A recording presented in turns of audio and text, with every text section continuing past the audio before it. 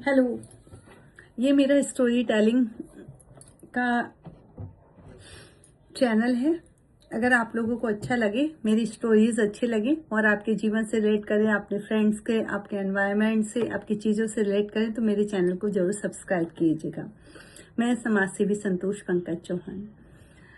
आज हम बात करते हैं यूनिटी की। यूनिटी यानी एकता में शक्ति होती है। आपने बहुत सुनी हुई कहानियां होंगी, बहुत से जीवन में होंगी, उतरती हैं, सही होती हैं।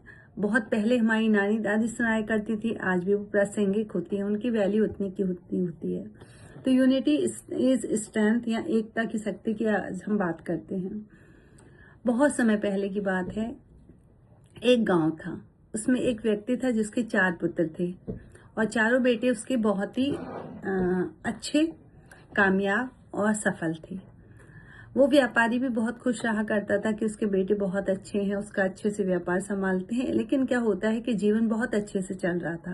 लेकिन एक दिन क्या होता है कि उस व्यापारी को लगता है कि मेरा अब अंतिम समय आने वाला है, तो मैं अपने सबसे योग्य पुत्र को ही इसका स्वामी बनाता हूँ, अपने व्यापार का, और सब उसके थ्रू उसका भरण पोषण हो जाएगा।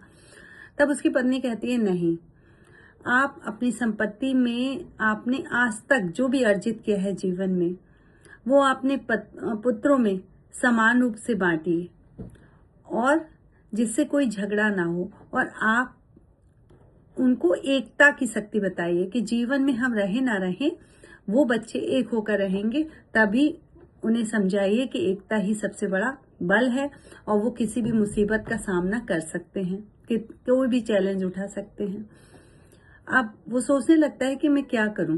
वो एकदम बिस्तर पे लेटा होता है, तो वो अपने पहले पुत्र को बुलाता है और अपने बेटे को बुला के कहता है कि सुनो, तुम एक लकड़ी लेके आओ, ठीक है?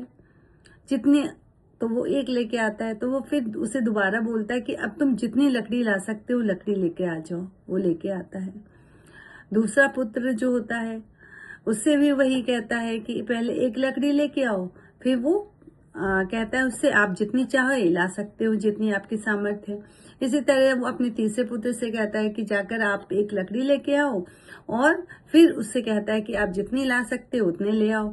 फिर वो चौथे पुत्र से कहता है कि एक लकड़ी लेके आओ, फिर जितनी आप ला सकते हो उतनी ले आओ। लेकिन वो सब पुत्रों से अपने अलग अलग लकड़ी मंगाता है। जब उसका बड़ा बेटा आता है एक लकड़ी लेके, तो वो कहता है बेटा इसे तोड़ दो, तो वो उसका बेटा आसानी से उसे तोड़ देता है। फिर वो अपने दूसरे बेटे को बुलाता है, उससे कहता है इसे तोड़ दो, वो तोड़ देता है। तीसरे बेटे को बुलाता है, वो भी तोड़ देता है। चौथे को बुलाता है, वो तोड़ देता है।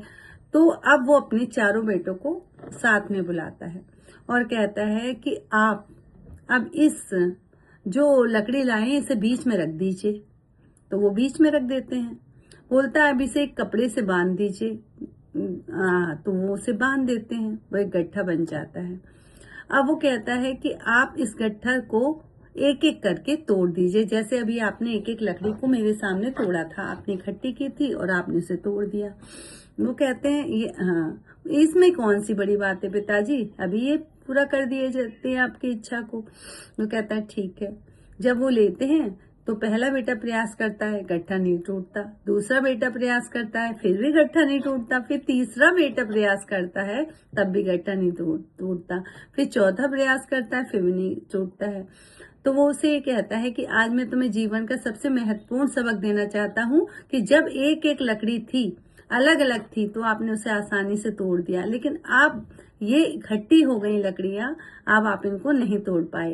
ये एकता की शक्ति होती है। एक आदमी को कोई भी परेशान कर सकता है, कोई भी प्रताड़ित कर सकता है, लेकिन समाज भी प्रताड़ित कर सकता है। लेकिन अगर आप इस समाज में रहते हो और मिल के रहते हो, तो आपको कोई भी तोड़ नहीं सकता, आपको आपके दृढ़ निश्चय से नहीं हटा सकता। इसलिए हम रहें ना रहें, आप चारों भाई इस दुनिया में मिलजुल कर रहना, एक दूसरे का साथ देना दुख सुख में, और हमेशा मदद करना। वो कहते हैं हाँ पिताजी, ये तो आपने बहुत अच्छी बात कही, एकता में बहुत शक्ति होती है।